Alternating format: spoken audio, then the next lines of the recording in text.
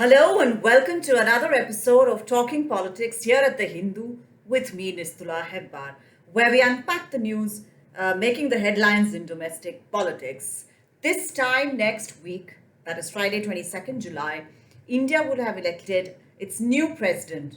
And if it all goes as it's supposed to, it will be Droupadi Murmu, the first tribal woman, the first Odia, and the youngest to occupy the Rashtrapati Bhavan who would be elected to that position. As Ms. Murmu's name was announced and the campaign got underway, many in the opposition camp broke ranks and declared support for her. A final count will show just how wide the support for India's first tribal woman president has been. Much has been written, even by me, on the significance of this candidature finally having a tribal president of India occupying the Rashtrapati Bhavan in this 75th year of India's independence. The difficult circumstances under which the new president of India spent her early life to engage in electoral politics and to hold the constitutional position of Jharkhand governor, the first to complete a full term in that tricky state where very few governments, leave alone occupants of Raj Bhavan, have completed their full terms. In this episode of Talking Politics, we will look at the way the support stacked up for Ms. Murmu and the gradual splinter of the opposition ranks and what that splinter means going ahead to 2024 and the opposition's story, political story, meta-narrative for the 2024 elections.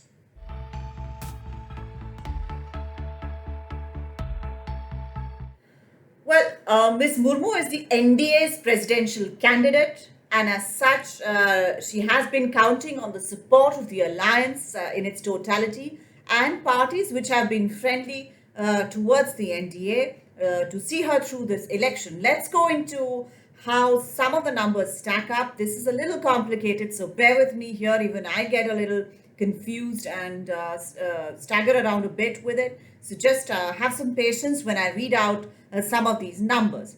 Now, the President of India is elected by an electoral college of MPs and MLAs, with each vote given a weighted value according to the population of the state and other factors. While the official numbers are yet to be notified, the NDA has approximately 440 MPs in its camp out of a total of 776.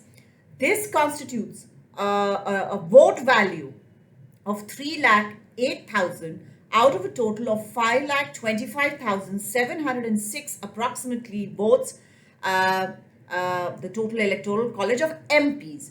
And this is definitely in the NDA's favor here.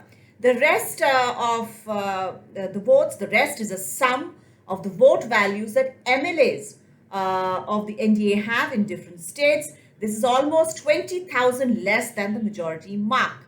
Percentage-wise, the NDA accounts for almost 48% of the total votes.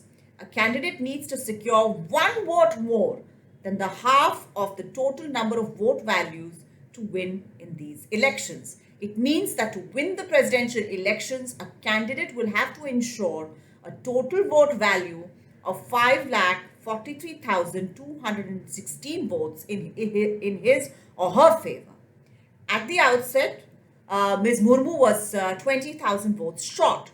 The choice of Ms. Murmu as candidate has, however, opened up the support for the NDA in this contest, with the Biju Janata Dal chief and Odisha Chief Minister Naveen Patnaik terming her as the daughter of Odisha and urging all lawmakers across party lines to vote for Ms. Murmu because she would be, apart from the first tribal woman to occupy Rashtrapati Bhavan, the first Odia to do so. He holds about 31,705 votes, easily securing victory for Ms. Murmu. The YSRCP was also one of the early supporters of Ms. Murmu's campaign, and they have about 45,798 votes. They declared their support for Ms. Murmu quite early, as I said. This was followed by the BSP, which has about 8,760 votes.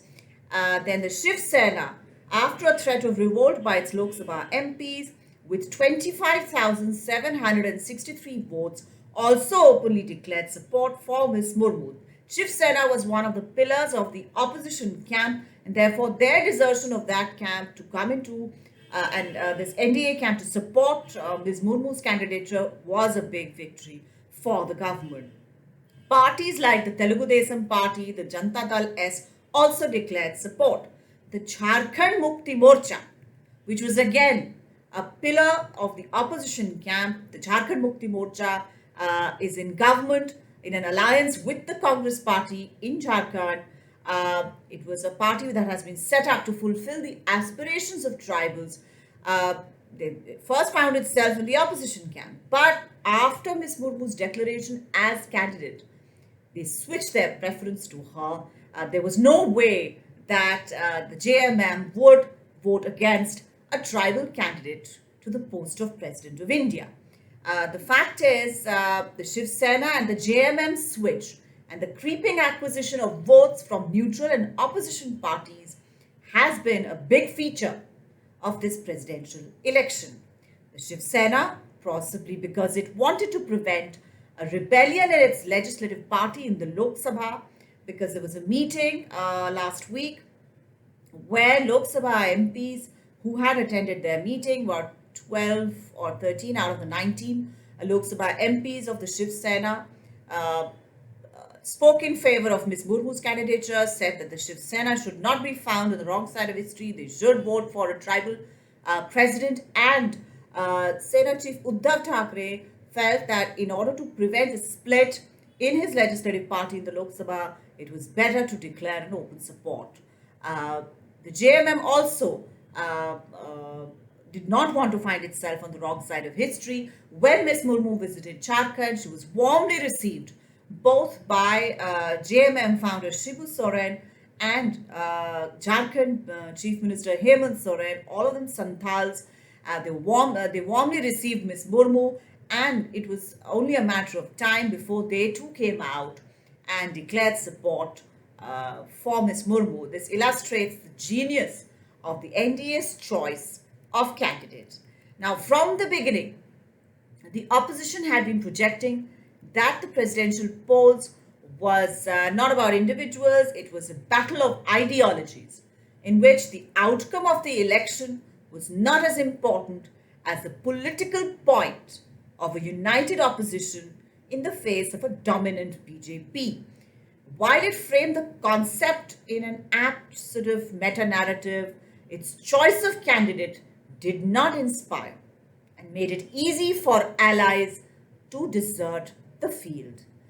West Bengal Chief Minister Mamata Banerjee took the lead in finalizing a joint candidate for the opposition for these elections. The first choice was Nationalist Congress Party leader Sharad Pawar.